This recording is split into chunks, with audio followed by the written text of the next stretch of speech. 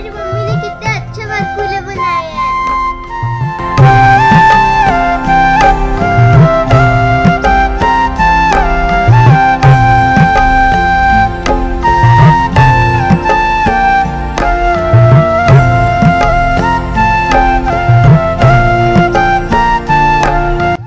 नमस्कार, राम राम, खम्मा घड़ी। मैं रावल फिर से आपके लिए लेके आ गई हूँ एक स्पेशल व्लॉग, जो कि है हमारा बड़कुला स्पेशल व्लॉग। आज हम यहाँ पर बनाने जा रहे हैं गाय के गोबर के बड़कुले। ये हम 3-4 दिन से बना रहे थे। छोटे वाले जो बड़कुले आप मेरे साइड में देख सकते हैं, ये हम 3-4 दिन से थोड़े थोड़े बना रहे थे। लेकिन आज है एकादशी का दिन और आज के दिन है वो स्पेशल बड़कुले बनाए जाते हैं। यानी इन बड़कुलों से, गाय के गोबर से कुछ विशेष प्रतीक बनाए जाते हैं। तो वो प्रतीक बनाने का हमारे जीवन में क्या महत्व है, हम बड़कुले क्यों बनाते हैं, क्यों जलाते हैं और इनके पीछे की क्या महत्ता है, उसके बारे में हम जानेंगे। और आज जो बड़कुले बनाएंगे वो क्या क्या प्रतीक बनाए जाते हैं और उनके पीछे क्या क्या बातें जुड़ी हुई है, वो भी हम उसके बारे में भी बात करेंगे। तो आज हम जो बड़कुले बनाने जा रहे हैं, ये बड़कुले सूखने के बाद में हम बाद में इनका बनाएंगे माला। और जब होलिका दहन होता है, वहाँ पर इनको आकड़े की लकड़ी के में लपेट के ले जाया जाता है और होलिका दहन में इनको जलाया जाता है। तो क्या बातें ऐसी है कि इन रिचुअल्स को बनाया जाता है और इनसे हमें क्या लाभ होते हैं। देखो, आजकल लोग जो सोचते हैं वो ये सोचते हैं कि ये सब पूजा करने का एक अलग तरीका है। ऐसा नहीं है। ये जितने भी रिचुअल्स बनाते हैं, ये किसी न किसी तरह हमारे जीवन को लाभ देते हैं। इसीलिए ये रिचुअल्स बनाए गए हैं ताकि लोग इन्हें करें और इसका लाभ प्राप्त करें। तो मैं जितने भी रिचुअल्स कर रही हूँ, मैं अपने बच्चों को भी दिखाती हूँ, सिखाती हूँ। और मैं ये सब चीज़ें हैं वो मैंने अपने मम्मी पापा, अपने दादा दादी और फैमिली वालों से सीखी। और आज मैं अपने बच्चों को, हालांकि अभी बच्चों को एग्ज़ाम चल रहे हैं, लेकिन बच्चे देखते तो हैं हमें कि हम क्या कर रहे हैं, क्या नहीं कर रहे हैं। तो बच्चे को बहुत कुछ इससे सीखने को मिलता है।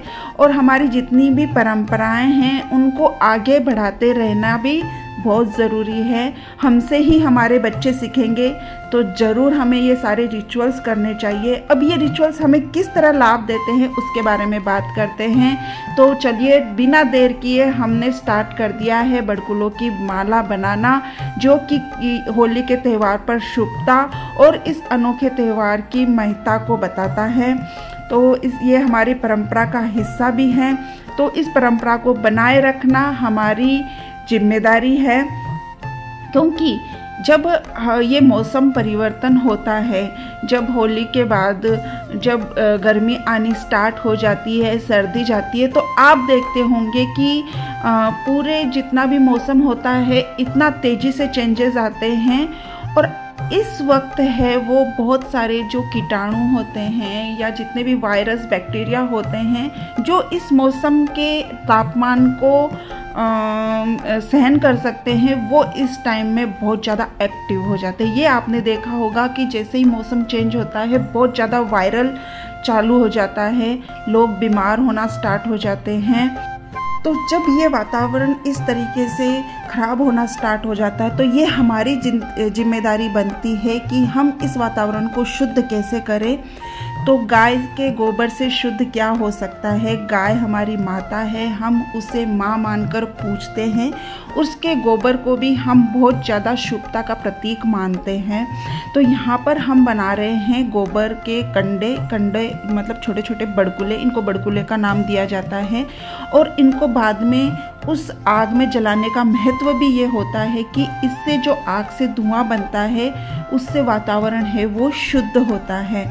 इसमें जितने भी चीज़ें हम डालते हैं, जैसे काफ़ी जगह आपने देखा होगा, इलायची है, लौंग है और कपूर है, साथ में डाला जाता है। तो ये चीज़ें हमें भी जब हम पूजा करने जाते हैं तो इनको डालना चाहिए, जिससे कि हमारे आसपास का वातावरण शुद्ध हो।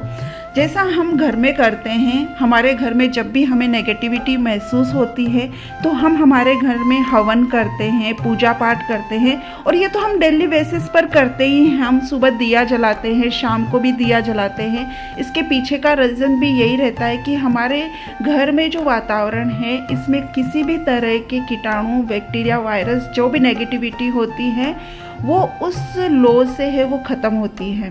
तो देखिए, एक छोटी लो का इतना महत्व है। जब हम तेल का या घी का दिया जलाते हैं उसका इतना महत्व है, तो ये सोचो हवन का कितना महत्व होगा जो हम घर में करते हैं। इसके लिए भी मैंने एक वीडियो बनाया था और बताया था कि हमें हमारे जितने भी त्यौहार होते हैं उसमें हवन जरूर करना चाहिए। कुछ कुछ दिनों से तो करते ही रहना चाहिए। और अब जो हवन होने जा रहा है ये पूरे प्रकृति के लिए होने जा रहा है।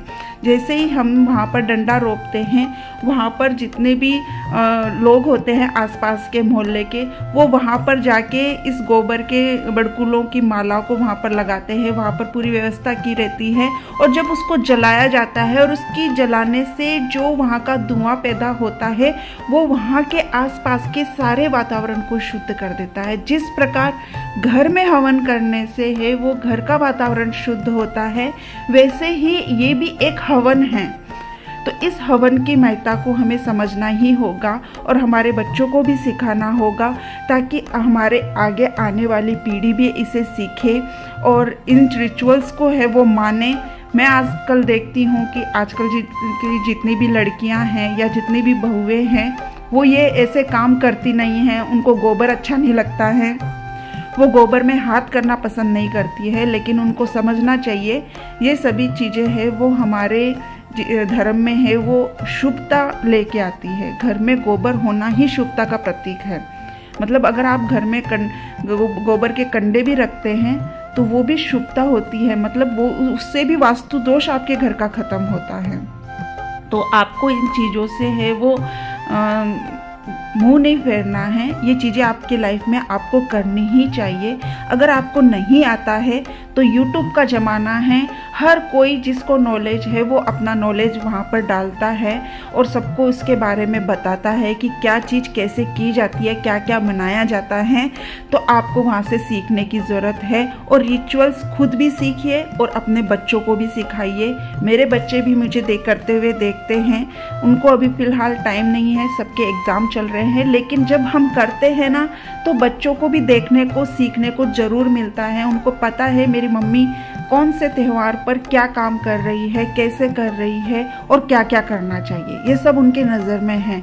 तो अपने बच्चों को ज़रूर सिखाएं इन रिचुअल्स के बारे में, वरना आने वाले टाइम में जब अगर ये धीरे धीरे रिचुअल्स सारे ख़त्म हो जाएंगे, हमारी परंपराएं हैं वो नष्ट हो जाएंगी, तो इस प्रकृति को कोई नहीं बचा सकता है। और प्रकृति जब अपना प्रकोप दिखाती है ना तो उसके आगे सबको नतमस्तक होना पड़ता है, उस पर किसी का जोर नहीं चलता है।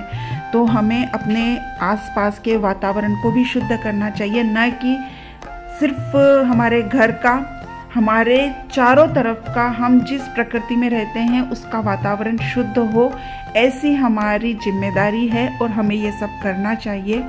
और हमारे मन के वातावरण भी इससे शुद्ध होता है, क्योंकि जब हम ये सब करते हैं ना तो हमारी आत्मा भी शुद्ध होती है, क्योंकि ये हम सिर्फ अपने लिए नहीं कर रहे होते हैं, हम यह सबके लिए कर रहे होते हैं। क्योंकि ये हमारे सिर्फ घर में नहीं होगा, ये हम प्रकृति को सौंप रहे हैं और प्रकृति में जितने भी लोग यहाँ पर रह रहे हैं आसपास, चाहे जानवर हो चाहे इंसान हो, इसका फ़ायदा सबको मिलेगा।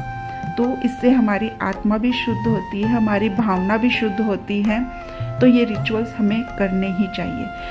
यहाँ पर आपने देख रहे होंगे कि मैंने 11 अलग तरीके के बड़कुले बनाए हैं। इसमें सबसे पहले है होलिका, दूसरा है प्रहलाद और तीसरा है नारियल।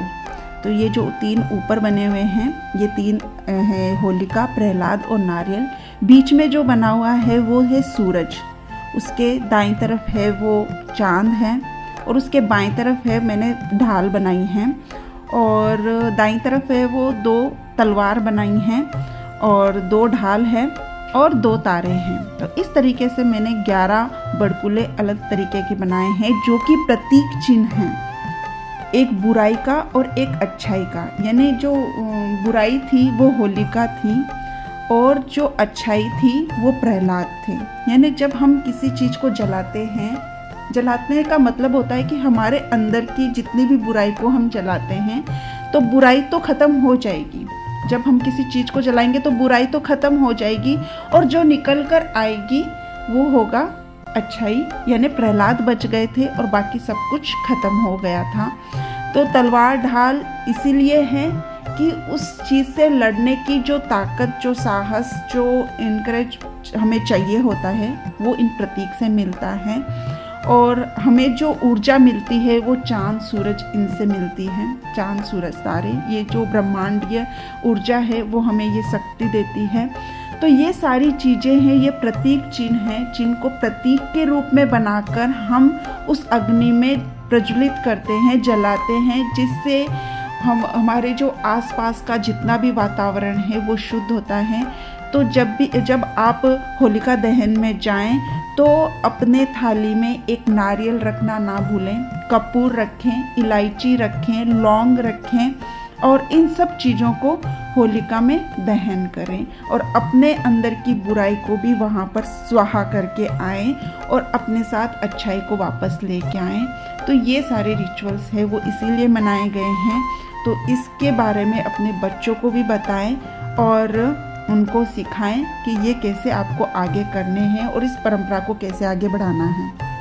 यहाँ पर मैंने प्रिंकल को भी सारी चीज़ें अच्छे से समझाई कि क्या बड़कुला क्या है, मतलब कौन सी शेप लिए हुए है और क्यों है, और इसके पीछे की कहानी भी मैंने उसे सुनाई और वो बहुत खुश थी क्योंकि उसकी मम्मा ने बहुत सुंदर बड़कुले बनाए थे। तो बच्चे भी इससे सब कुछ सीखते हैं। कल वाले बड़कुले प्रिंकल ने मेरे को बनवाए थे, लेकिन आज है वो अपने दोस्तों के साथ खेलने के लिए बाहर चली गई थी और मुझे लेट हो रहा था तो मैंने बना लिए।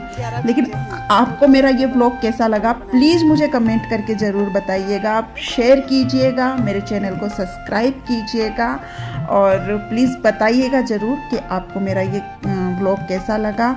आप सभी को मेरी तरफ से यानी अरावल की तरफ से हैप्पी होली। हम फिर मिलेंगे एक नए ब्लॉग के साथ में। Bye bye.